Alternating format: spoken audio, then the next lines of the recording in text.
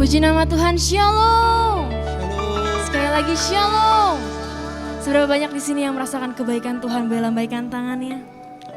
Kita percaya kasih Allah selalu baru setiap hari, amin. Mari siapkan hati, kita memuji Tuhan. Kita memulai ibadah kita pada hari ini. Bapa kami yang baik, kami bersyukur Tuhan Yesus. Kami bersyukur punya Allah seperti-Mu ya Bapa. Tak pernah berhenti kasih setia Tuhan dalam hidup kami. Terima kasih Bapa, terima kasih Roh Kudus. Terima kasih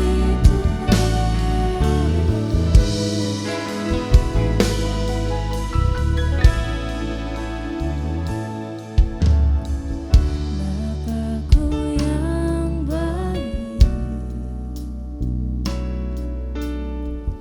Kau sangat ku cinta,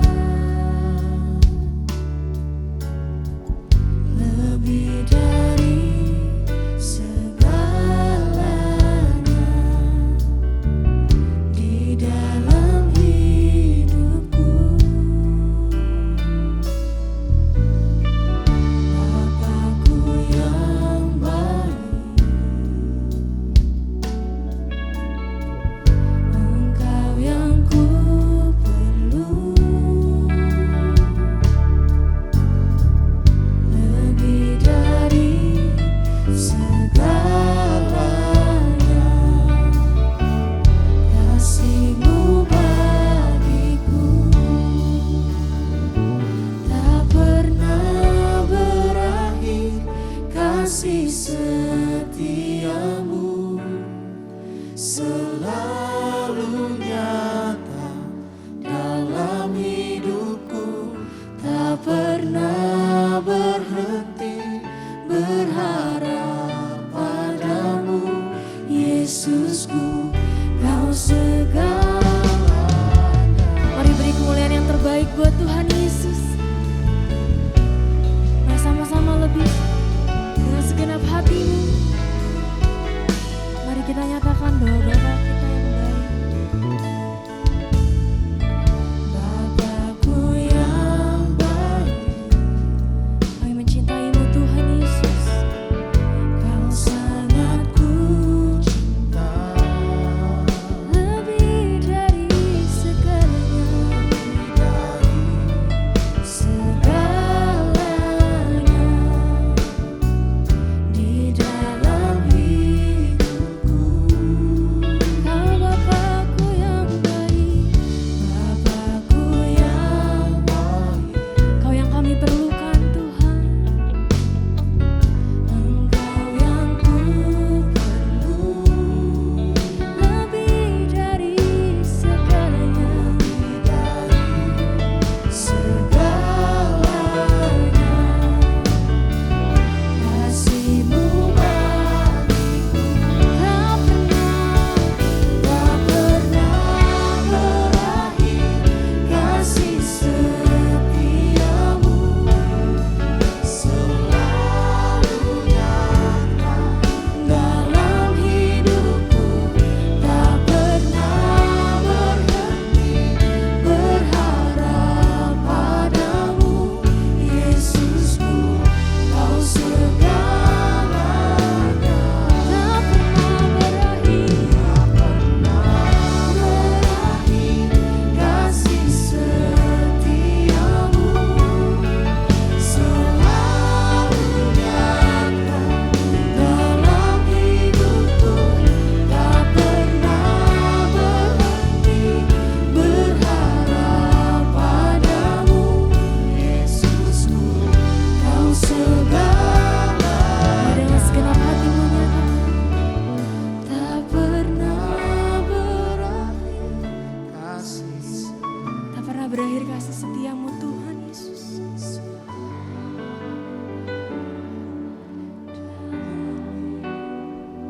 Tak pernah berhenti, Kau segalanya bagi kami Tuhan.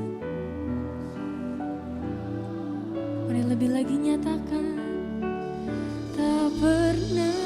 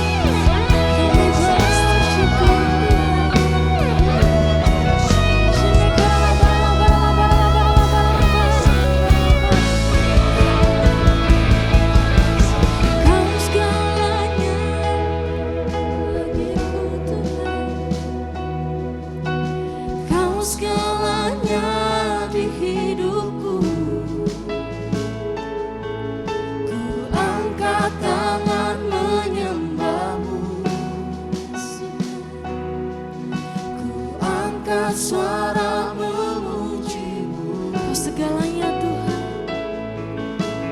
Kau segalanya bagiku. Kau segalanya.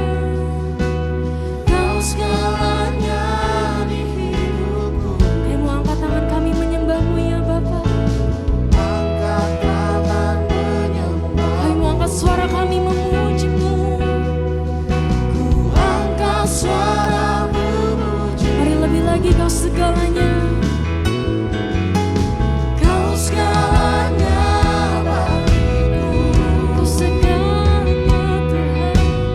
Kau segalanya di hidupku. Ku angkat tangan menyembah-Mu. Ku angkat suara memuji-Mu. Bersama-sama nyatakan. Kau segalanya bagiku. Kau segalanya di hidupku. Angkat tangan menyembah-Mu. Angkat suara memuji-Mu. Segalanya. Kau segalanya bagiku. Segalanya Tuhan. Kau segalanya di hidupku. Angkat tangan menyembah-Mu. Angkat suara memuji. Kami mau angkat tangan kami menyembah-Mu Tuhan. Angkat tangan menyembah-Mu. Angkat suara memuji-Mu. Mari sekali lagi nyatakan. Angkat tangan menyembah-Mu. Angkat suara memuji-Mu. Sorakan haleluya. Haleluya.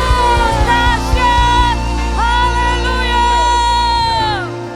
Mari jemaat Tuhan yang beribadah onsite dan live streaming, bersama-sama kita perkatakan firman Tuhan di Mazmur 91.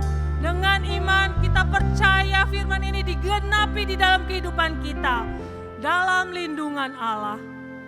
Orang yang duduk dalam lindungan yang maha tinggi dan bermalam dalam naungan yang maha kuasa akan berkata kepada Tuhan, tempat perlindunganku dan kubu pertahananku, Allahku yang kupercayai. Sungguh dialah yang akan melepaskan engkau dari jerat penangkap burung, dari penyakit sampar yang busuk. Dengan kepaknya ia akan menudungi engkau, di bawah sayapnya engkau akan berlindung. Kesetiaannya ialah perisai dan pagar tembok. Engkau tak usah takut terhadap kedahsyatan malam, terhadap panah yang terbang di waktu siang, terhadap penyakit sampar yang berjalan di dalam gelap, terhadap penyakit menular yang mengamuk di waktu petang. Walau 1000 orang rebah di sisimu dan 10.000 di sebelah kananmu, tetapi itu tidak akan menimpamu. Engkau hanya menontonnya dengan matamu sendiri dan melihat pembalasan terhadap orang-orang fasik. Sebab Tuhan ialah tempat perlindunganmu, yang maha tinggi telah kau buat tempat perteduhanmu. Malapetaka tidak akan menimpa kamu, dan tulah tidak akan mendekat kepada kemahmu. Sebab malaikat-malaikatnya akan diperintahkannya kepadamu untuk menjaga engkau di segala jalanmu. Mereka akan menata engkau di atas tangannya, supaya kakimu jangan terantuk kepada batu. Singa dan ular tedung akan kau langkahi. Engkau akan menginjak anak singa dan ular naga. Sungguh hatinya melekat kepadaku, maka aku akan meluputkannya. Aku akan membentenginya sebab ia mengenal namaku. Bila ia berseru kepadaku, aku akan menjawab. Aku akan menyertai dia dalam kesesakan. Aku akan meluputkannya dan memuliakannya. Dengan panjang umur akan kukenyangkan dia dan akan kuperlihatkan kepadanya keselamatan daripadaku. Haleluya.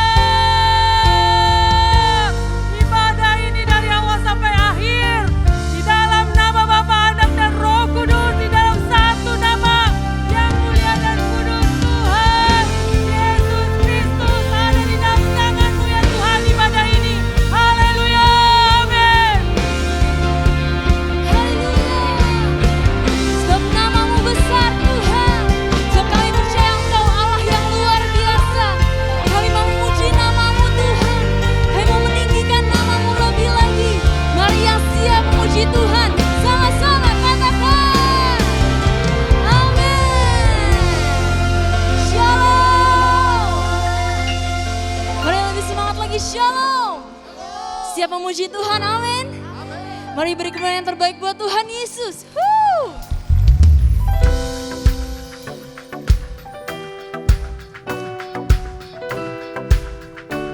Hai, mau naikkan syukur kami kepadamu Tuhan Yesus, sebab Engkau Allah yang baik. Woo! Mari sama-sama naikkan pujian ini. Yang begitu besar, lebih kuat dari dosa, kasih yang menemukanku, selamatkan dan pulihkanku. Hai, mau naikkan syukur kami. Naikkan syukurku, ku tak akan berhenti memuji, meninggikan namamu selalu, menari, memuliakanmu, dibebaskan, dibangkitkan, hidup yang kau berikan, Mari sorakan haleluya. Lebih semangat lagi memuji Tuhan, amin. Mari sama-sama kita katakan. kasih yang begitu besar, lebih kuat dari dosa, kasih yang menemukanku, selamatkan dan pulihkan. Mari kita naikkan syukur kita. Ku naikkan syukurku, ku tak akan berhenti memuji, meninggikan namamu selalu, menari, memuliakanmu, dibebaskan, dibangkitkan, hidup yang kau berikan. Mari lebih lagi katakan. Takkan berhenti memuji, meninggikan namamu selalu, menari, memuliakanmu, dibebaskan, dibangkitkan, hidup yang kau berikan kini hanya untukmu. Serahkan. Kita mau naikkan syukur kita kepada Tuhan, amin. Sebab Tuhan adalah Allah yang luar biasa.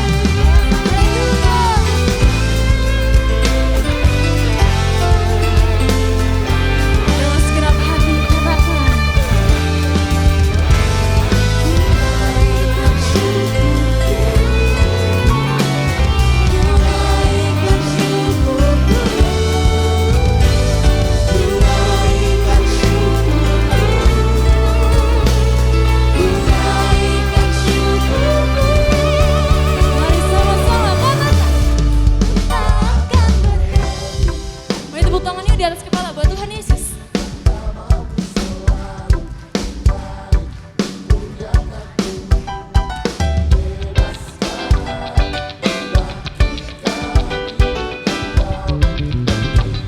Mari lebih lagi nyatakan.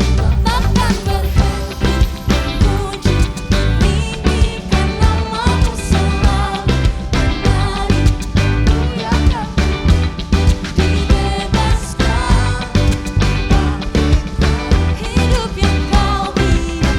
Mari lebih lagi nyatakan.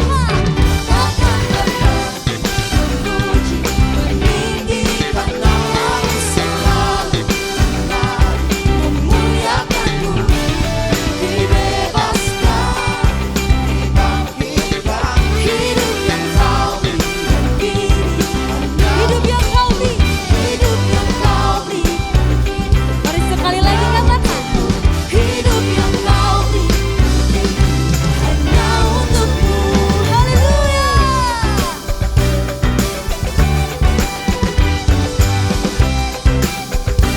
Mari sama-sama beri kemuliaan buat Tuhan Yesus.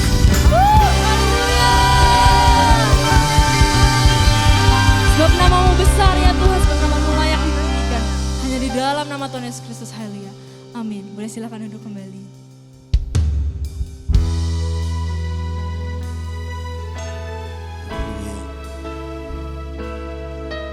Roh Kudus-Mu mengalir tempat ini ya Tuhan,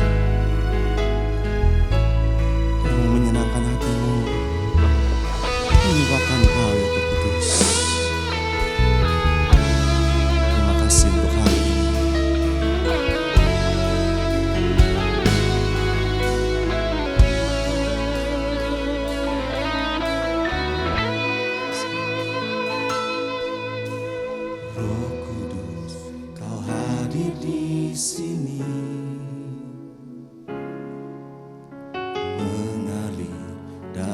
pujian kami.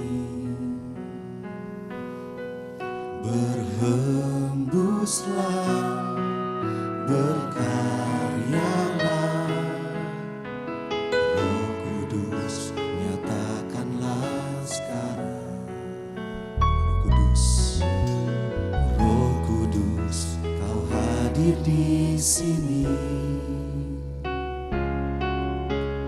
mengalir dalam pujian kami. Berhembuslah, berkaryalah, Roh Kudus nyatakanlah sekarang. Roh Kudus penuhi, Roh Yesus urapi, jamahlah setiap hati kami, mengalirlah sekarang. Bebaskan Roh-Mu bekerja hari ini, jamah setiap hati kami.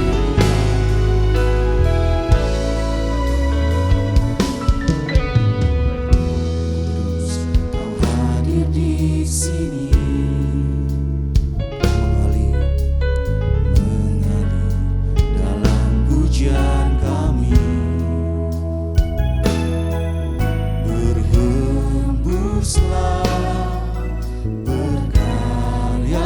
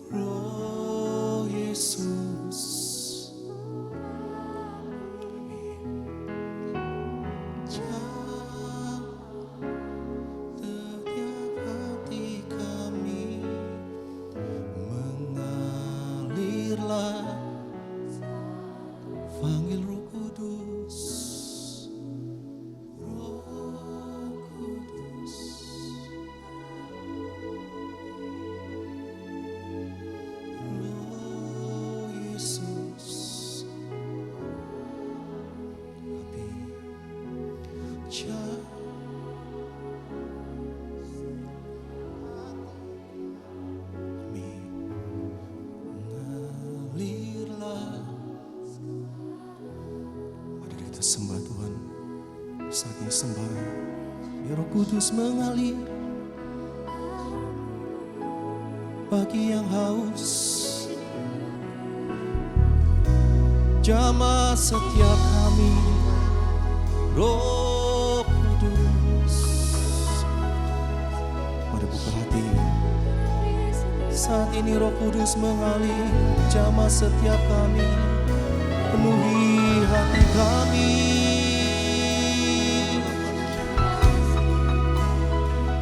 Yesus yang manis, yang terindah, hanya Kau kudus. Oh, syaralabaralabaralama, syaralabaralabaralabaralama, segenap hati.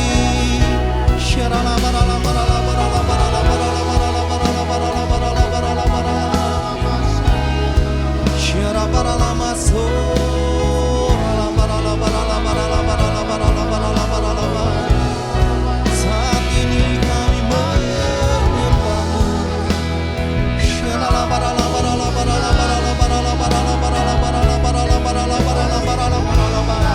Penuhi setiap hati kami.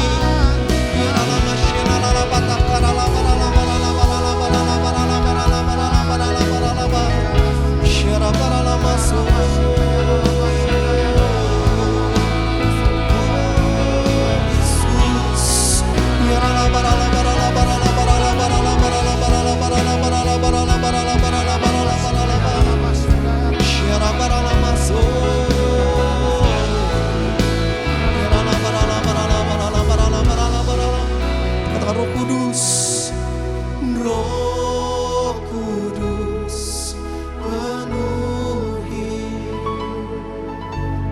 Roh Yesus urapi, jamahlah setiap hati kami, mengalirlah sekarang.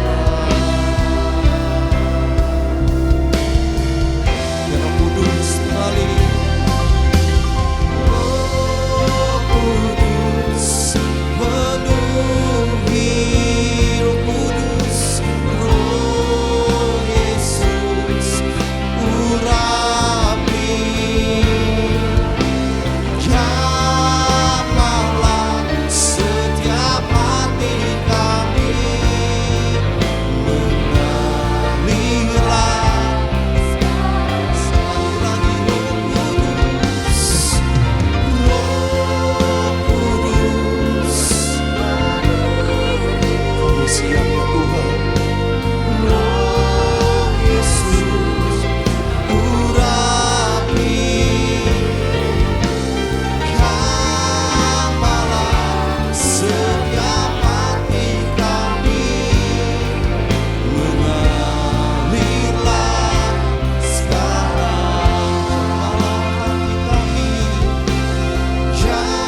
Jamahlah setiap hati kami, mengalirlah sekarang. Jamah hati kami, jamahlah setiap hati kami, mengalirlah sekarang. Saudara, kita butuh Tuhan. Aku keinget Paniko bilang, kita percaya maka kita berkata-kata. Amin. Aku bersyukur buat tim PW yang ada di sini, yang setia melayani. Kita butuh urapan dan Roh Kudus untuk menjalani hari-hari. Karena itu marilah kita percaya dan benar-benar berkata-kata kalau kita tuh butuh Roh Kudus. Kalau kita tuh butuh Tuhan. Aku mau ajak kita nyanyi sekali lagi. Roh Kudus penuhi, langsung ke ref. Tapi benar-benar dari hati kita. Roh Kudus. Angkat tangan kita. Percaya. Urapi jamah kami Tuhan. Kami butuh Engkau Tuhan. Alirlah sekarang dengan iman. Roh Kudus penuhi, Roh Yesus urapi, jamahlah setiap hati kami, mengalirlah sekarang. Sekali lagi dengan keyakinan, Roh Kudus,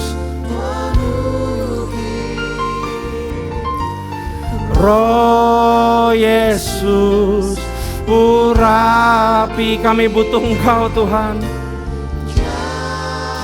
Allah setiap hati kami, mengalirlah sekarang. Ya Rada Pasyi. Kami butuh Engkau Tuhan menjalani kehidupan kami Tuhan. Kami butuh Engkau Roh Kudus ya Bapa. Jamah kami, berikan kami kekuatan menjalani hari-hari kami ya Bapa. Supaya kami jadi terang dan kami jadi garam ya Bapa. Dan supaya kami tidak lelah berjalan menjalani firman-Mu Tuhan. Dan juga kebenaran-kebenaran-Mu ya Bapa. Kami bersyukur kami boleh berkumpul kembali di sini Tuhan. Semua karena kasih anugerah-Mu ya Bapa. Semua karena kebaikan-Mu. Kami masih sehat. Kami masih ada tempat tinggal. Kami masih ada tempat berteduh ya Bapa. Kami masih bisa makan. Kami masih bisa melakukan apapun yang kami mau ya Bapa. Kami bersyukur buat kasih setia-Mu. Saatnya kami dengar sedikit firman-Mu. Kami percaya ini berguna buat hati kami. Siapkan kami. Supaya firman-Mu itu menjadi pelita bagi kehidupan dan bagi kaki kami. Terima kasih Tuhan. Terima kasih Bapa. Hanya di dalam nama Yesus kami berdoa, haleluya. Amin. Berikan kemuliaan buat Tuhan. Silakan duduk saudara. Multimedia bisa dibantu. Shalom. Saudara apa kabar semuanya? Semoga harapan saya semuanya masih sehat dan masih baik ya. Dan juga tentunya masih semangat. Nah saudara, saya sendiri sangat antusias dan semangat untuk memberitahukan bahwa di bulan Mei jam 2 siang akan kembali ada ibadah Young Adults dan Young Professional ya 2 PM. Kita rebranding dan kita punya logo yang baru dengan slogan bahwa Your Home and Hub. Jadi kami mengundang semua yang range umur mungkin dari 23 sampai umur 40. Di situ ibadahnya akan cukup berbeda dengan yang sekarang. Akan bertemakan tentang marketplace buat yang profesional, yang entrepreneurs dan juga yang family ya. Saudara, jadi nanti di bulan Mei, mari kita tunggu sama-sama. Nah, hari ini saya akan berbicara mengenai garis finish. Garis akhir. Saya berikan judul The Taste of Finish Line. Rasanya bagaimana mencapai sebuah garis akhir. Garis akhir ini bukan cuma berbicara pertandingan iman ya. Bagaimana kita menjaga iman kita sampai nanti kita mati dipanggil Tuhan. Tapi garis finish dari segala sesuatu, dari tantangan yang kita punya, dari goal yang kita punya, dari setiap minggunya kita menyelesaikan sesuatu yang baik. Nah saudara, seringkali kita sukanya melihat pencapaian orang. Benar gak? Kalau saya sendiri suka dibanding-bandingkan dulu sama orang tua saya. Wah dia udah sukses. Lihat tuh, tahun lalu dia bisa beli ruko. Dia udah beli tanah. Dia udah promosi. Kadang-kadang kita sukanya tergiur lihat pencapaian orang. Benar gak saudara? Ya saya juga begitu. Tapi sedikit dari kita yang melihat perjuangan dia mencapai titik-titik finish di dalam kehidupan dia. Benar gak? Saudara ada yang suka olahraga? Saya suka banget sama olahraga ya. Saya setiap hari harus pergi nge-gym, saudara. Dan saudara yang berolahraga pasti tahu rasanya waktu saudara selesai, misalnya jogging ya. Waktu saudara jogging selesai 1 jam misalnya, dan berkeringat, lapar. Dan saudara pasti rasanya, wah saya baru melakukan satu hal yang paling mulia dan baik selama 1 minggu terakhir. Ya rasanya begitu ya, rasanya puas, lapar. Dan tanpa saudara sadari, setengah jam kemudian saudara udah lagi duduk makan bakmi. Dan merasa gak berdosa, benar gak? Karena saudara sudah menyelesaikan sesuatu yang baik. Ada rasa puas, ada rasa yang gak bisa kita bayangin waktu mau mulai olahraga, waktu mau mulai aduh males, panas. Senin aja deh, kamu mesti diet, ya Senin aja deh. Senin lewat, udah tanggal tua, tanggal 20, tanggal 1 aja deh bulan depan, bener gak? Kita suka begitu ya saudara. Tapi hari ini kita mau belajar tentang the taste of finish line. Apa rasanya itu mencapai garis akhir, dan Tuhan pengen kita tidak menyerah di dalam segala sesuatu dalam kehidupan kita. Nah bulan ini kita mengingat tentang perjuangan Yesus di dunia sampai dia disalib, dan bagaimana dia menyelesaikan tugasnya di kayu salib. Bulan ini kita mengingat itu, tapi hari ini saya tidak berbicara mengenai full tentang Paskah, saudara. Ya, nah mari kita baca Yohanes 19 ayat 28 sampai 29. Sesudah itu karena Yesus tahu bahwa segala sesuatu telah selesai, berkatalah ia supaya genaplah yang ada tertulis dalam kitab suci. Aku haus. Di situ ada suatu bekas anggur, penuh anggur asam, maka mereka mencucukkan bunga karang yang telah dicelupkan dalam anggur asam pada sebatang hisop, lalu mengunjukkannya ke mulut Yesus. Sudah digaris bawahi kata telah selesai. It is finished. It's done. Saya umur 36, saudara, dan saya lihat banyak di tempat kerja saya anak-anak muda yang kurang menghargai menyelesaikan sesuatu. Apalagi sesuatu itu sesuatu yang kecil. Mereka maunya dikasih yang besar-besar. Ya. It is finished.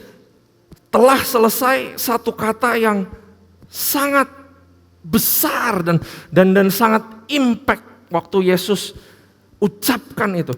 Bayangkan di dalam diri Yesus, dia pikir di dalam hatinya dan dia berkata dengan sungguh-sungguh, udah selesai.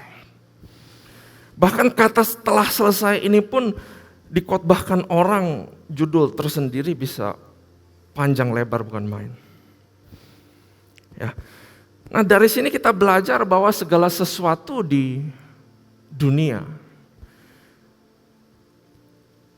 akan datang dan akan pergi. Kita pun akan datang dan akan pergi, benar gak? Sebentar lagi Lebaran, mungkin udah ada yang plan liburan. Tapi sorry ya saudara ya, liburan saudara juga pasti akan selesai, benar gak? Gak ada yang kekal, gak ada yang terus tetap di dalam kehidupan. Sama dengan masalah dan pergumulan dan penderitaan pun ada masa expirednya, dia akan selesai. Tidak ada badai yang selama-lamanya. Saudara lihat sendiri bagaimana keadaan COVID sekarang. Udah mulai normal, benar gak? WHO udah bilang udah normal. Saya baca news di Eropa udah boleh lepas masker. Gak ada yang tetap selamanya. Bisnis juga nggak ada yang tetap selamanya. Awal-awal pandemi orang jualan masker dapat untung luar biasa, lihat sekarang. Ya, jadi masalah itu datang dan dia akan pergi. Penderitaan ada tapi dia akan pergi. Sama Yesus juga begitu. Dia tahu ada penderitaan, nanti juga ada saatnya dia ngomong, sudah selesai. Nah, orang Kristen sukanya itu adalah nanya, selesainya kapan? Bener gak? Tuhan, selesainya kapan?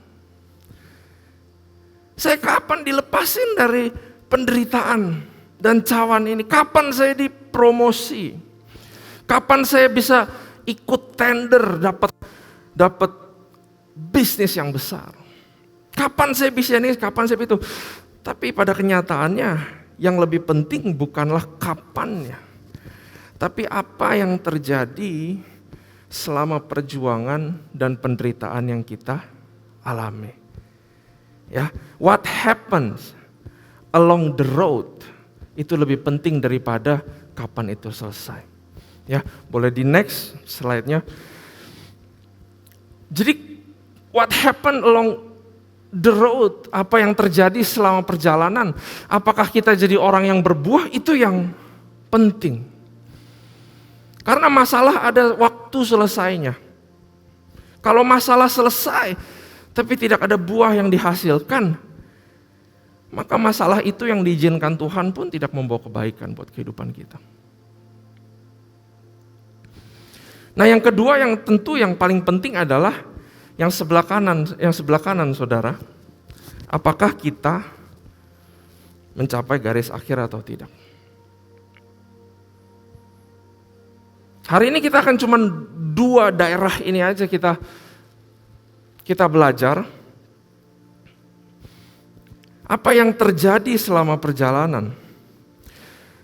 Nah, apa yang terjadi selama perjalanan berbicara mengenai apa yang dipelajari dan apa yang terbentuk selama penderitaan itu ada.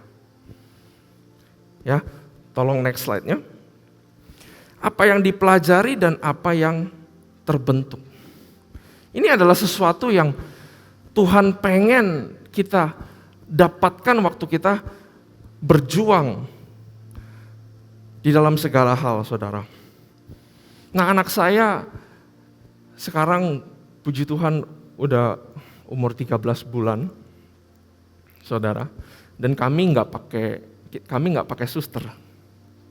Kami rasa, bukan kami sih ya, istri saya rasa dia bisa sendiri. Ya oke lah.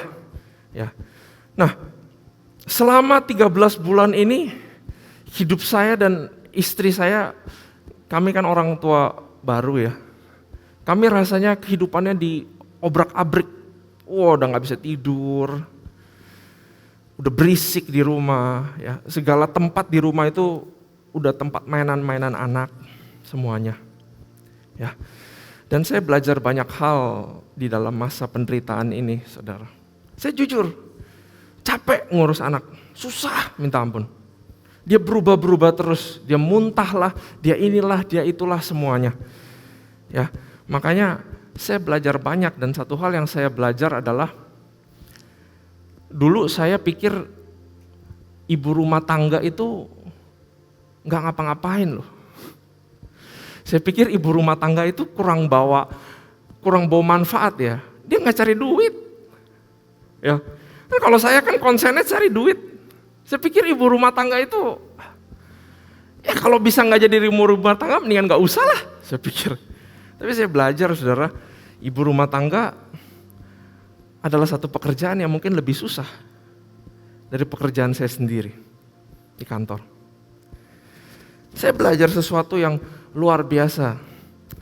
Tapi saya lebih kagum sama istri saya. Dia belajar sesuatu yang lebih banyak lagi daripada saya. Dia ngerti anak saya teriak sekali, gitu. Dia tahu itu lagi mau ngapain. Dia ngerti nangis yang begini palsu apa nangis yang benar, dia tahu semua itu.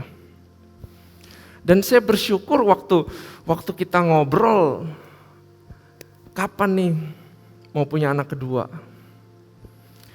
Saya bersyukur istri saya bilang bahwa nanti kalau punya anak kedua, saya udah tahu harus ngapain. Saya udah tahu apa yang harus saya persiapin. Saya bersyukur akan hal itu.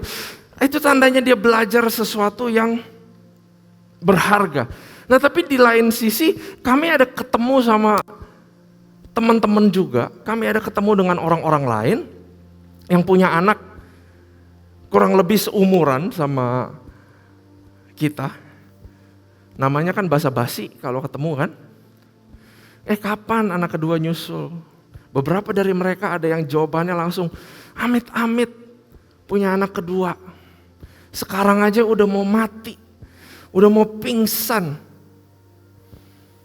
Apakah yang satu menderita, yang satu enggak? Enggak kan? Dua-duanya sengsara, menderita. Tapi yang satu belajar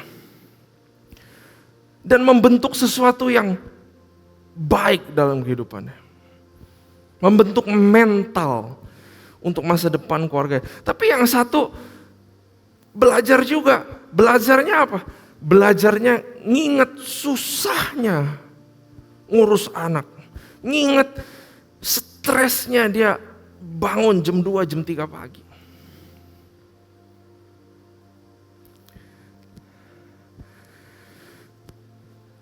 Nah saudara 2 tahun COVID sampai sekarang, saya percaya nggak ada COVID pun orang tetap ada masalah, benar gak?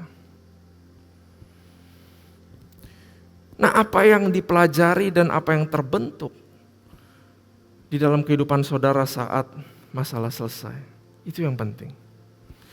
Apakah saudara jadi orang yang lebih baik? Apakah saudara jadi orang yang lebih kuat? Lebih pintar?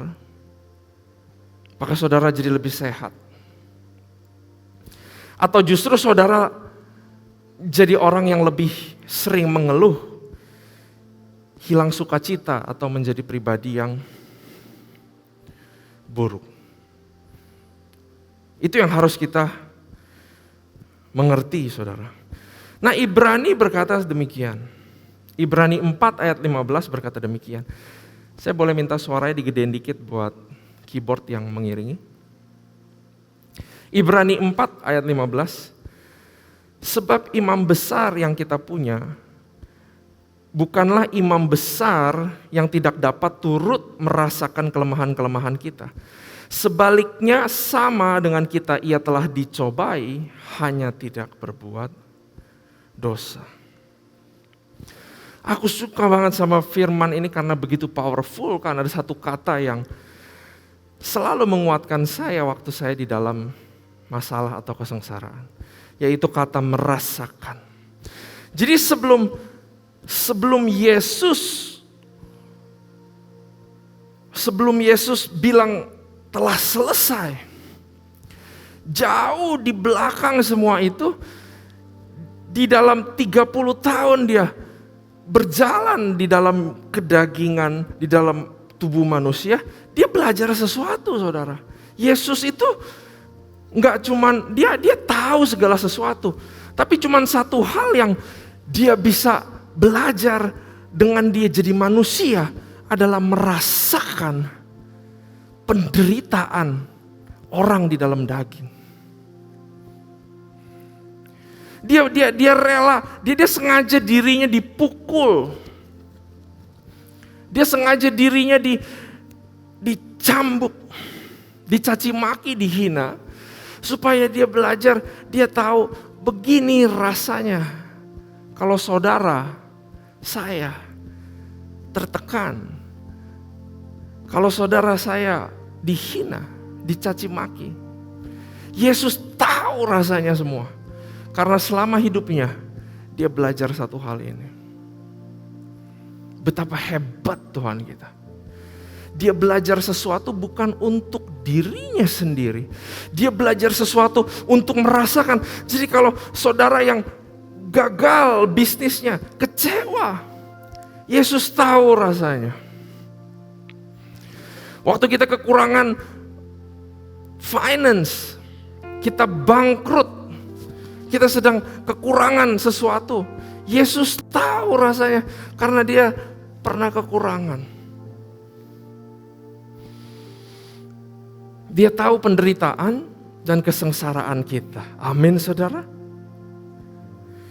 Waktu kita melihat ke masa depan, kita lihat ada ketidakpastian dan kita menjadi khawatir. Yesus tahu rasanya. Cuman bedanya apa? Dia tidak berbuat dosa. Karena itu mencapai garis finish bukan cuman selesainya yang penting, tapi perjalanan ke sana juga penting. Jangan karena COVID, jangan karena saya bisa ibadah offline, ngapain saya datang onsite. Jangan karena hal-hal seperti itu. Ya saya juga bisa kan ibadah di rumah, goalnya sama, saya ibadah juga. Tapi perjalanan penting, benar gak? Waktu kita dari jauh tadi saya tanya Pak Indra, dia rumahnya di PIK, saudara. 12 tahun melayani di sini.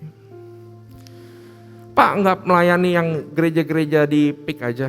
Enggak dong, di sini. Udah biasa. Perlu perjuangan sampai ke sini, benar gak? Itu sesuatu yang enggak biasa, saudara. Amin. Nah, perjalanan itu penting, tapi garis finish lah juga sesuatu yang penting. Apakah kita mencapai garis akhir? Ini adalah pertanyaan yang besar buat kita semua, saudara. Banyak yang menyentuh garis akhir, tapi senggol kiri, senggol kanan. Banyak yang dapat tender, tapi sogok kanan, sogok atas, sogok bawah. Yeay, saya dipromosi, tapi saya sikut dulu kiri kanan saya.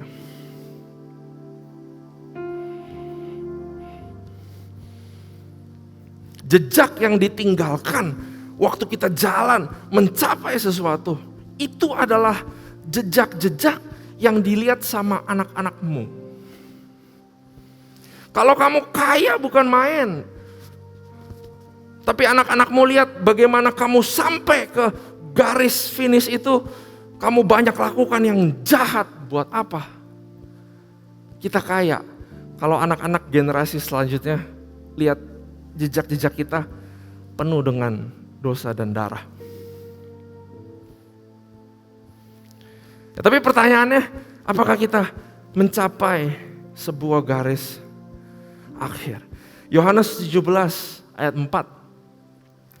Aku telah mempermuliakan engkau di bumi dengan jalan menyelesaikan pekerjaan yang kau berikan kepadaku untuk melakukannya. Menyelesaikan. Banyak orang memulai tapi gak mau menyelesaikan. Banyak orang mencetuskan tapi gak mau terusin sampai selesai. Saya gak usah bilang hal-hal yang besar, hal-hal kecil aja. Banyak yang memulai baca buku, tapi berapa banyak buku yang diselesaikan? Ini hal kecil, saudara. Di kantor saya, jujur, banyak sekali anak muda yang hebat, bukan main.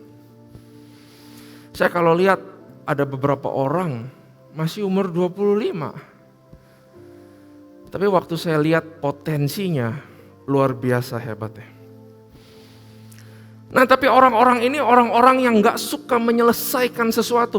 Mereka sekali ditawarin di perusahaan lain, gaji gede sedikit, langsung pindah.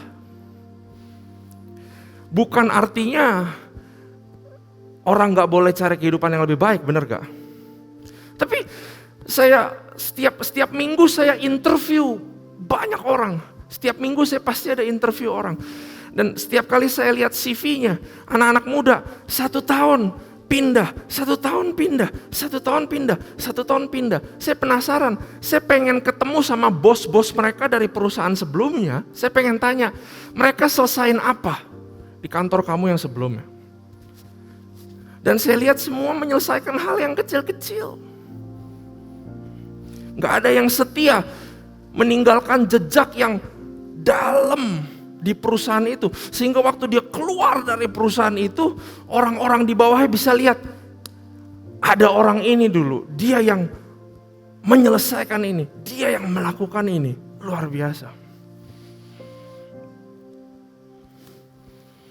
Kolega saya datang ke saya dan dia bilang, bro, si ini mau resign, si itu mau resign. Dikasih gaji lebih gede ya? Saya langsung bilang, sama tetangga. Iya, dia bilang. Terus saya bilang sama kolega saya, lu bukannya udah siapin perjalanan project yang bagus buat dia? Iya udah, coba aja dia tahan 1 tahun. Dia akan pegang tema ini. Dan itu dia akan sukses. Dia bisa naik tinggi luar biasa.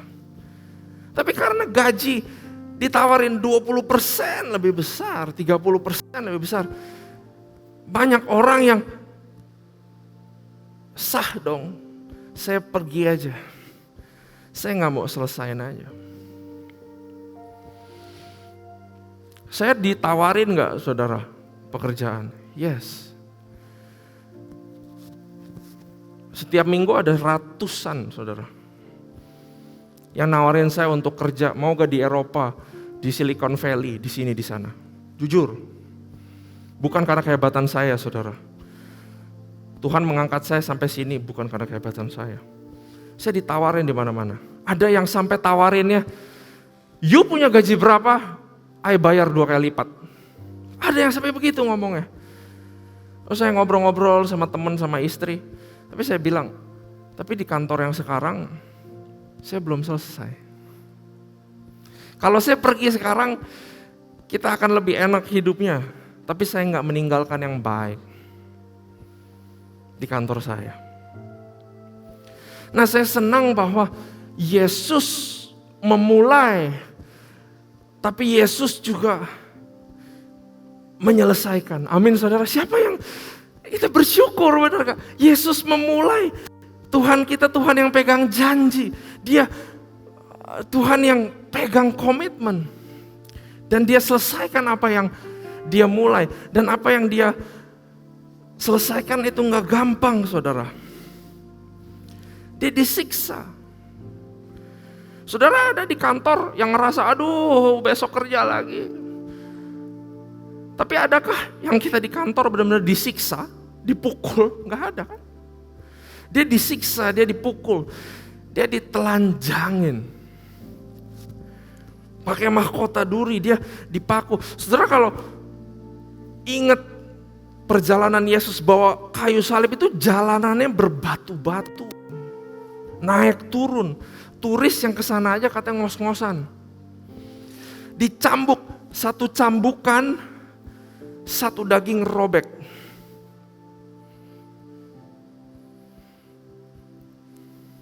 Dia diludahin, dia harus lewat pasar. Kiri kanannya ludahin dia, timpuk-timpuk dia. Tapi dari semua itu dia gak menyerah. Karena itu jangan kita menyerah sama Tuhan kita. Bener ya? Dia gak pernah menyerah. Dan yang dia lakukan itu buat kita. Kadang-kadang kita lakukan buat diri sendiri aja menyerah. Bener gak? Gak kuat ya, aduh udah gak kuat Tuhan. Saya nyerah. Tapi ini Yesus dia melakukan sesuatu buat orang dan dia tidak menyerah. Satu hal yang pasti dalam kehidupan namanya ketidakpastian. Saudara harus ingat. Satu hal yang paling pasti di dalam kehidupan namanya ketidakpastian. Saya mana tahu anak saya yang kemarin umur 12 bulan kena COVID. Habis 2 minggu recover kena COVID, kena virus lain. Dokter bilang percuma lah. Mau tahu virus apa, lebih baik konsen sembuhin. Kena virus lain, jam 4 pagi tiba-tiba anak saya kejang. Saudara kalau lihat anak sendiri, matanya tuh ke atas. Matanya putih kalau dilihat, terus mulut berbusa kami. stres bukan main. Kita mesti ke IGD waktu itu. Siapa yang sangka, bener gak? Waktu itu saya udah pikir penderitaan saya bukan main nih Tuhan. Aduh, kesian anak saya. Kok begini? Itu di hari ulang tahun dia lagi yang pertama. Kok begini ya?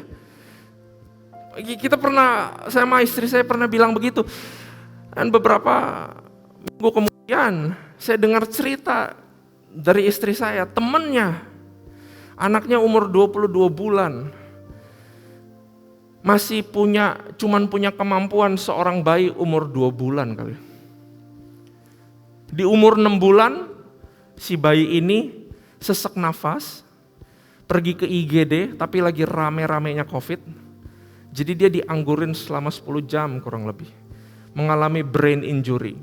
Bayi umur 6 bulan, brain injury. Semuanya lupa, cara guling lupa, cara duduk lupa. Cara makan lupa, semuanya ini bayi. Dan akhirnya sekarang dia ditopang hidupnya, masukin selang ke hidung. Waktu saya dengar cerita itu saya bilang, penderitaan yang kemarin kayaknya gak ada apa-apa ya sama orang tua yang itu. Kadang kita suka diri kita, wah saya yang paling susah, saya yang paling stres Tuhan.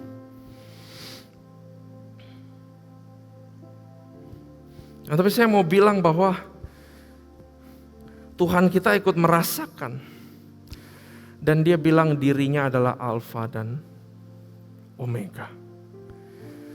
Ya, aku adalah Alfa dan Omega yang pertama dan yang terkemudian, yang awal dan yang akhir.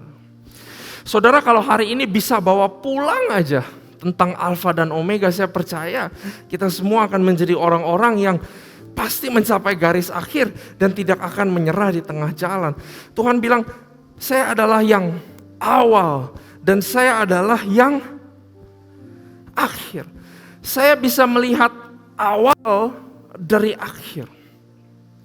Dari awal pun saya bisa melihat akhir. Kadang kita di awal suka, Tuhan ini harus bagaimana? Dia yang di akhir, dia sudah tahu bahwa segala jalan dari awal sampai akhir, dia udah lewati saudara. Itu Alfa Omega. Kalau Tuhan jalan dari awal, dia tahu kita lagi menderita di sini. Tapi waktu dia jalan, dia lihat, kamu akan belajar ini, kamu akan belajar itu. Ada batu yang mencelakakan, dia singkirin. Dan waktu di akhir dia bilang, kamu jangan nyerah untuk jalan. Karena aku sudah bilang di firman Tuhan, segala sesuatu akan indah pada waktunya. Kamu cuma perlu jalan satu langkah demi satu langkah. Itu Alfa dan Omega saudara. Dapat Tuhan udah siapin semuanya buat kita. Amin saudara. Karena itu saya pengen kita semua jadi orang-orang yang tidak suka give up. Jangan jadi orang yang suka menyerah di tengah jalan. Tapi belajar dari penderitaan Tuhan untuk selesaikan sesuatu. Terutama pertandingan iman kita di dalam Tuhan. Karena itu saya tuliskan saudara satu slide saya yang terakhir, saya akan close dengan ini. Don't you dare to give up, saya tuliskan. Because God never give up on us, saudara. Jangan menyerah kalau kita sedang dalam masalah. Jangan menyerah kalau kita punya tantangan. Karena Tuhan gak pernah menyerah. Penderitaan Yesus luar biasa.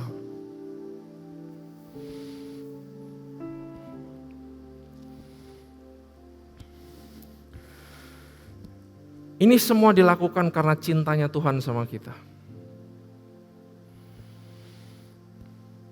Bayangkan Yesus menderita untuk orang yang mengolok-ngolok dan mencambuk dia. Dan saya mau beritahu bahwa Yesus menderita buat orang pada zaman itu, tapi Yesus juga menderita buat orang-orang pada zaman yang akan datang. Termasuk zaman kita sekarang berada, saudara. Dan saya mau beritahu bahwa penderitaan Yesus belum tentu bikin orang bertobat. Benar gak?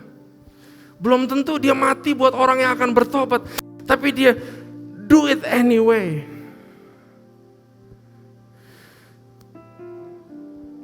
Apa jadinya kalau Yesus menyerah di tengah jalan dan dia bilang, udah, ini orang-orang gak tahu diri semuanya.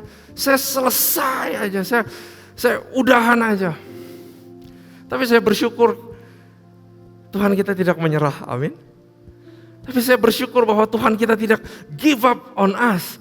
Dia selesaikan perjalanannya sampai pada akhirnya. Dia gak give up. Karena itu saudara, jangan kita punya mental yang mudah nyerah. Baru tersinggung sedikit mundur. Baru digosipin sedikit mundur. Baru dapat yang gak enak, udah komplain, udah ini dan udah itu. Melihat apa yang Yesus alami, mengingat apa yang Yesus alami. Penderitaannya gak bisa dibandingkan sama apa yang kita alami sekarang. Tapi dia selesaikan semuanya sampai selesai. So don't you dare to give up on life. Amin saudara. Karena Tuhan gak pernah menyerah sama kita. Dari dulu, sekarang, dan selama-lamanya. Saya percaya, walau waktu saudara tidak menyerah dalam segala sesuatu, saudara berjalan satu langkah demi satu langkah lagi. Dan saat saudara menyentuh yang namanya garis finish, saudara akan rasakan itu, the taste, menyelesaikan sesuatu. Dan waktu saudara ada di garis finish dan saudara lihat penderitaanmu di sana, dan saudara sama sekali tidak malu, dan saudara bilang, saya sudah selesai melakukan ini semua, saya berhasil, walaupun saya susah, tapi saya tetap menjaga iman saya tetap berbuat benar, walaupun orang lain udah ada di sana jauh lebih tinggi daripada saya, tapi saya bilang, saya selesai, saya jaga iman saya. Dan segala apa yang kita alami, kita ubah menjadi kesaksian. Dan itu memuliakan nama Tuhan. Amin saudara. Mari kita bangkit berdiri. Para pemusik boleh kembali.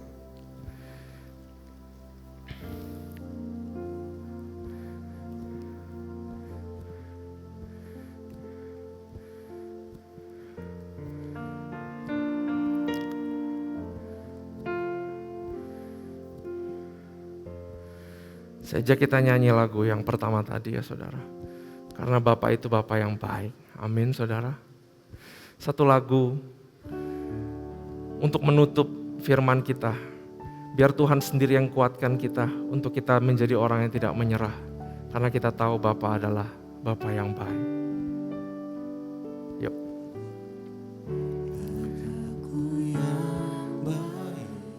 Dia baik buat kehidupan saudara.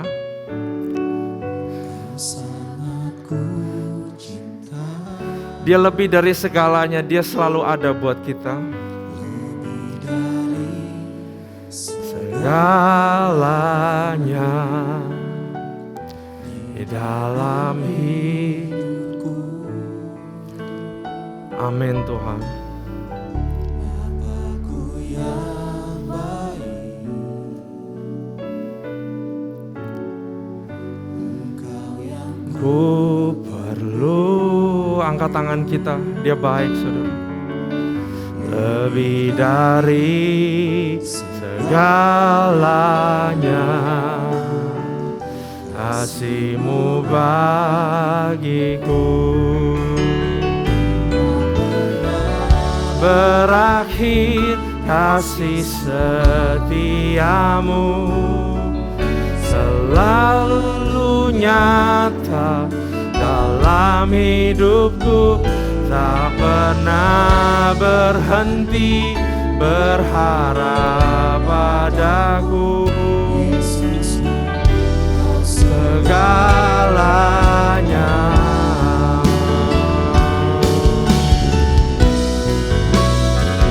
tak pernah berakhir, kasih setiamu selalu nyata dalam hidupku, tak pernah berhenti berharap padamu.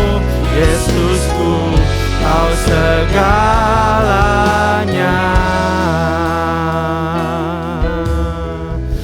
Bapa mengingat penderitaanmu Tuhan. Kami belajar bahwa apa yang kami alami bukanlah sesuatu yang patut kami lebay-lebaykan Tuhan. Patut kami lebih-lebihkan ya Bapa. Di luar sana mungkin banyak orang yang lebih menderita dari kami Tuhan. Karena itu Bapa, jadikan kami orang-orang yang tidak gampang untuk menyerah dan tidak gampang untuk quit Tuhan. Tapi ajari kami jadi orang yang mau menyelesaikan apa yang kami mulai Tuhan. Kami berdoa kami semua di sini orang yang percaya sama Engkau Tuhan. Kami memulai perjalanan iman kami bersama Engkau Tuhan.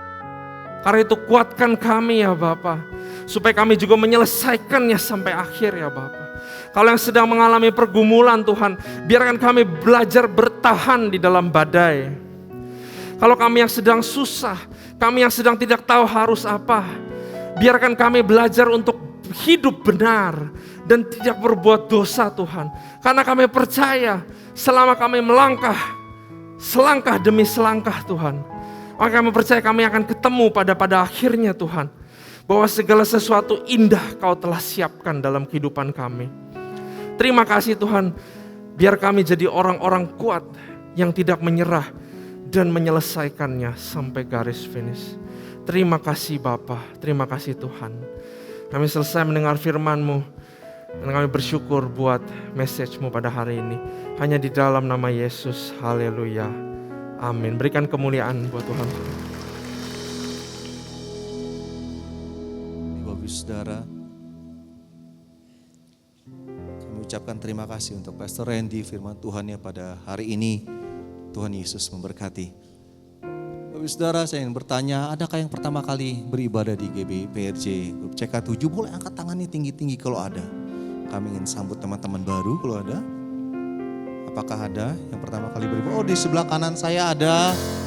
Apakah ada lagi? Sebelah kiri ada. Selamat datang.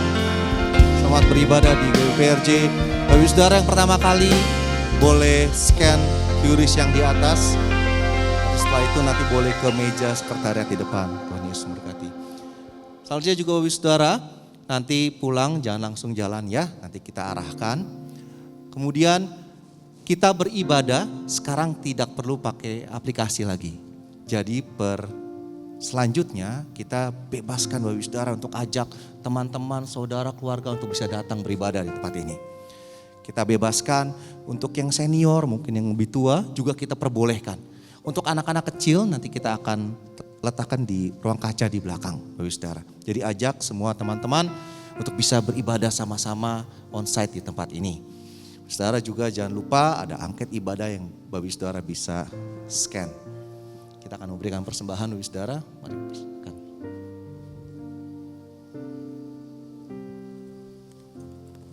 Shalom Bapak-Bapak yang dikasihi Tuhan Yesus. Mari kita mempersembahkan persembahan kita pada hari ini pada Tuhan, baik itu persembahan perpuluhan, persembahan diakonia maupun persembahan khusus lainnya. Bapak-bapak dan ibu-ibu dapat melakukan persembahan melalui QR scan yang ada di depan kursi bapak-bapak ibu-ibu, atau juga bisa dibantu nanti di LED itu QR scan-nya. Bisa dilakukan dengan M-Banking BCA, GoPay, Shopee, atau pembayaran online lainnya. Atau juga bisa dilakukan dengan transfer.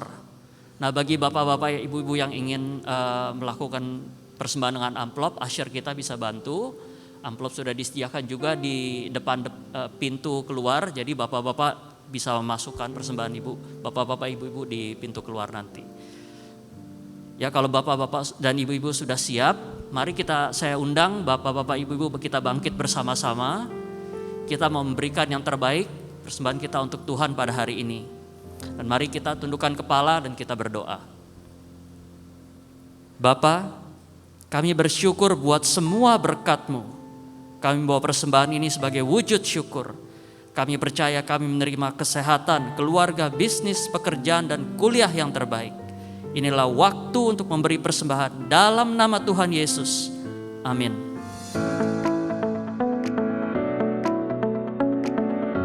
Shalom, Gembala dan seluruh pengerja serta jemaat GBI PRJ CK7 mengucapkan terima kasih kepada Pastor Randy Junaidi PSC yang telah memberkati kita semua melalui penyampaian pesan firman Tuhan pada hari ini. Tuhan Yesus memberkati Pastor dan keluarga berlimpah-limpah. Amin.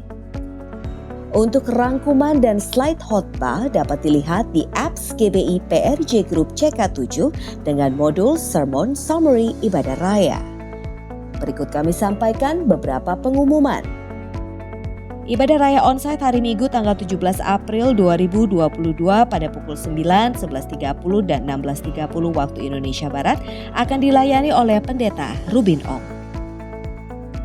Ibadah Raya tersebut akan disertai dengan ibadah secara online lainnya mulai pukul 7 waktu Indonesia Barat untuk ibadah Mandarin Service.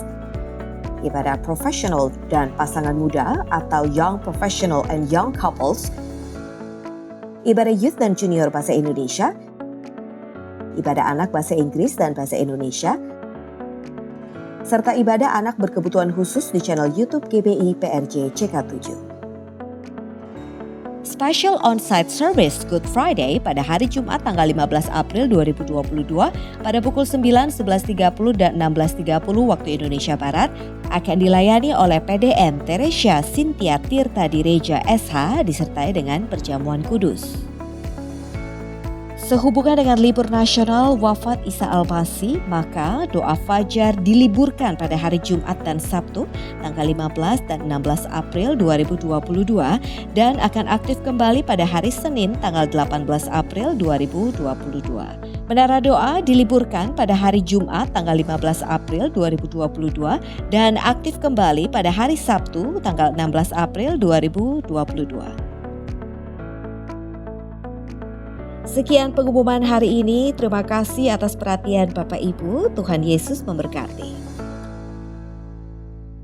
Mari jemaat Tuhan kita bangkit berdiri. Sebelum kita berdoa syafaat, mari kita perkatakan apa yang dimaksud dengan Pentakosta yang ketiga. 1. Pentakosta ketiga adalah pencurahan Roh Kudus yang dahsyat di zaman ini, melebihi yang terjadi di Azusa Street. 2. Pentakosta ketiga akan mengakibatkan penuaian jiwa yang terbesar dan yang terakhir sebelum Tuhan Yesus datang kembali. 3. Pentakosta ketiga akan membangkitkan generasi Yeremia, yaitu anak-anak muda yang dipenuhi Roh Kudus, cinta mati-matian kepada Tuhan Yesus, tidak kompromi terhadap dosa, dan akan bergerak untuk memenangkan jiwa. 4. Pentakosta ketiga lahir di Indonesia dan bergerak ke bangsa-bangsa. Gerakan ini dari timur ke barat dan akan kembali ke Yerusalem. 5. Pentakosta ketiga akan memberikan kuasa untuk menyelesaikan amanat agung. Dan setelah itu Tuhan Yesus datang kembali. Mari kita berdoa. Terima kasih Tuhan untuk hadirat-Mu yang melawat menjamah setiap kami di sepanjang ibadah hari ini. Ya Bapa, kami bersyukur atas kasih dan anugerah-Mu atas bangsa kami. Kami mau terus perkatakan damailah Indonesiaku, sejahteralah Indonesiaku. Indonesia penuh kemuliaan Tuhan. Indonesia diluputkan dari COVID-19, krisis ekonomi, krisis energi, dan perubahan iklim. Dan kami juga berdoa ya Tuhan untuk pertobatan di bangsa kami. Setiap lutut bertelut, lidah mengaku Tuhan Yesus sebagai Juru Selamat. Belas kasihan Tuhan turun atas Indonesia. Dan kami percaya Tuhan, Indonesia aman daripada bencana alam dan ada keamanan di seluruh wilayah Indonesia. Terima kasih Tuhan. Kami juga berdoa untuk Presiden kami Pak Jokowi dan wakilnya Pak Maruf beserta jajaran menteri. Senantiasa hikmat dan pengurapan Tuhan menyertai para pemimpin kami untuk memutuskan kebijakan yang terbaik bagi bangsa kami. Dan Tuhan, kami juga berdoa ya Tuhan untuk hamba-Mu yang sudah menyampaikan pesan firman-Mu ya Tuhan ibadah hari ini. Berkati hamba-Mu dan seluruh keluarga hamba-Mu ya Tuhan, berlimpah-limpah ya Tuhan. Dan hamba-Mu dan seluruh keluarganya ada di dalam tangan kasih Tuhan. Terima kasih Bapa. Dan Kau juga Tuhan memberkati gembala sidang kami Pak Niko dengan berkat hikmat, kesehatan, kekuatan dan perlindungan atas hamba-Mu dan seluruh keluarga hamba-Mu berlimpah-limpah. Pakai hamba-Mu di bangsa kami dan bangsa-bangsa menjadi pembawa api Pentakosta yang ketiga sampai amanat agung Tuhan Yesus selesai. Dan juga Tuhan Kau memberkati Gembala CK7 kami ya Tuhan Pak Dr. Yanto. Berkati hamba-Mu dan penggembalanya di CK7. Kesehatan, kekuatan Tuhan Kau terus berikan. Dan seluruh keluarga besar hamba-Mu ada di dalam tangan-Mu ya Tuhan. Tuhan yang menjadi perisai dalam kehidupan hamba-Mu. Dan kami juga berdoa Tuhan untuk generasi Yeremia ya Tuhan. Khususnya di CK7. Generasi yang takut akan Engkau ya Tuhan. Hormat sama Engkau ya Tuhan. Serius sama Tuhan. Hidup kudus di hadapan Tuhan. Pakai generasi kami Tuhan dengan dahsyat Tuhan. Untuk memenangkan banyak jiwa-jiwa. Terima kasih Tuhan. Dan saat ini Tuhan kami juga berdoa untuk jemaat Tuhan yang hadir ya Tuhan. Maupun yang live streaming ya Tuhan. Biarlah hamba-Mu ya Tuhan. Jemaat-Mu ya Tuhan yang sakit. Oleh bilur-bilur darah Tuhan Yesus sembuh dan pulih. Yang berbeban berat Tuhan berikan kelegaan. Yang di dalam pergumulan Tuhan berikan jawaban doa. Dan setiap umat Tuhan diluputkan dari virus COVID-19. Dan varian-varian barunya, serta luput daripada krisis ekonomi di dalam nama Tuhan Yesus Kristus. Mari jemaat Tuhan kita siapkan hati dan angkat tangan kita untuk menerima berkat Tuhan melalui hamba-Nya. Terima kasih Tuhan Yesus untuk hari ini Tuhan. Terima kasih untuk penyertaan-Mu Tuhan sepanjang minggu ini Tuhan. Kalau besok Tuhan kami akan melakukan aktivitas kami kembali Tuhan. Bekerja, usaha, bisnis kami, apapun yang kami lakukan kiranya Tuhan buat berhasil. Berkati juga Tuhan Yesus anak-anak kami dalam studinya Tuhan. Berikan kepintaran 10 kali lipat daripada duniawi Tuhan Yesus. Terima kasih Tuhan, jemaat GBI PRJ dikasih Tuhan. Terimalah berkat yang berlimpah-limpah dari Bapa di surga. Cinta kasih daripada anak kita Tuhan Yesus Kristus. Dan persekutuan manis dengan Roh Kudus. Mulai saat ini sampai Tuhan Yesus datang untuk kedua kalinya. Menjemput kita di awan-awan yang permai. Bahkan untuk selama-lamanya. Bagi yang sudah terima berkat, mari katakan amin. Shalom semua, saya mau mengajak saudara untuk menggambarkan sosok Tuhan. Apa yang ada di benak saudara? Laki-laki atau perempuan? Banyak dari kita pasti akan menggambarkannya sebagai sosok laki-laki, bukan perempuan. Rasanya jarang sekali sosok Tuhan digambarkan sebagai seorang ibu dan seringkali digambarkan dengan maskulinitas seorang bapak. Tapi tahukah Anda bahwa sebetulnya Tuhan itu tidak bergender? Dia bukan laki-laki ataupun perempuan. Menurut Yohanes 4 ayat 24, Tuhan adalah roh. Akan tetapi, dalam penulisan Alkitab yang didasarkan pada budaya bangsa Israel yang patriarkal, disitulah Tuhan digambarkan sebagai sosok laki-laki, yaitu sebagai raja dan bapa. Saat mengekspresikan dirinya, Yesus pun mengajarkan gerejanya sebagai mempelai wanita dan dia sebagai mempelai pria. Tujuannya adalah untuk menunjukkan bahwa Israel menyembah Allah yang benar, yang memelihara dan membela.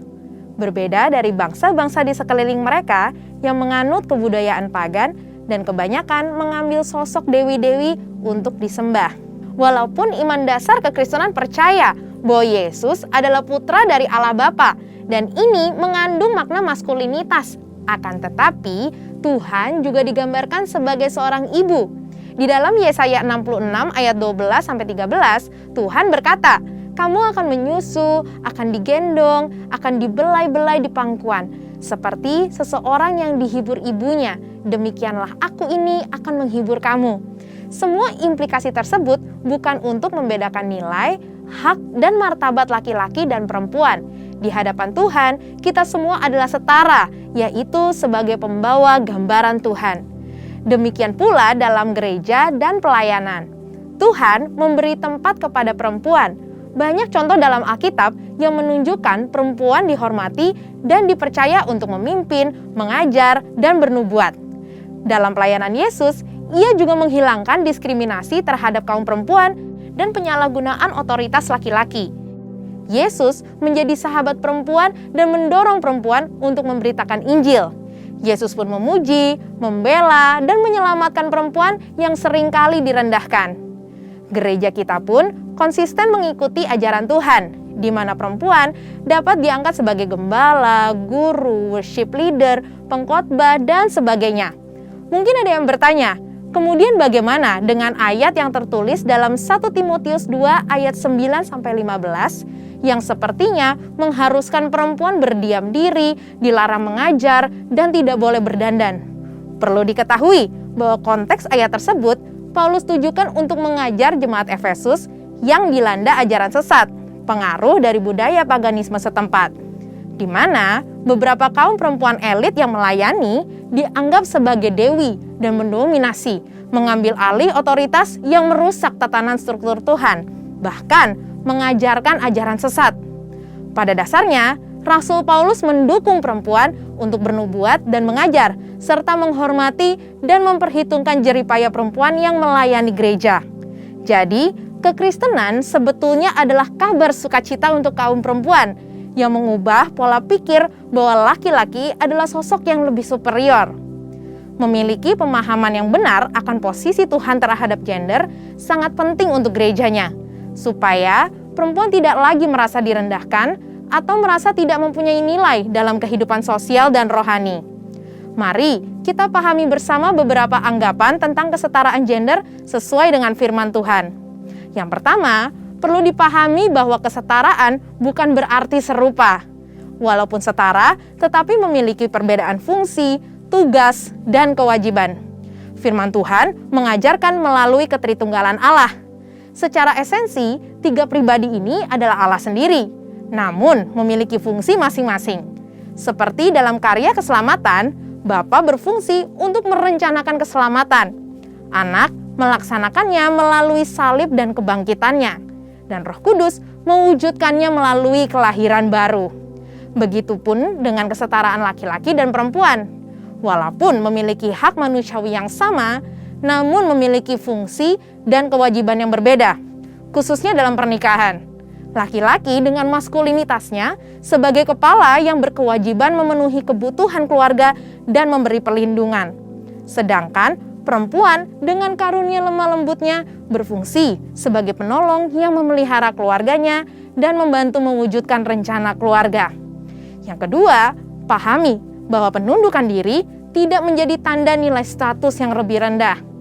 Umumnya, dunia memiliki pemahaman ketika seseorang tunduk pada otoritas yang lebih tinggi, artinya orang tersebut punya nilai status lebih rendah.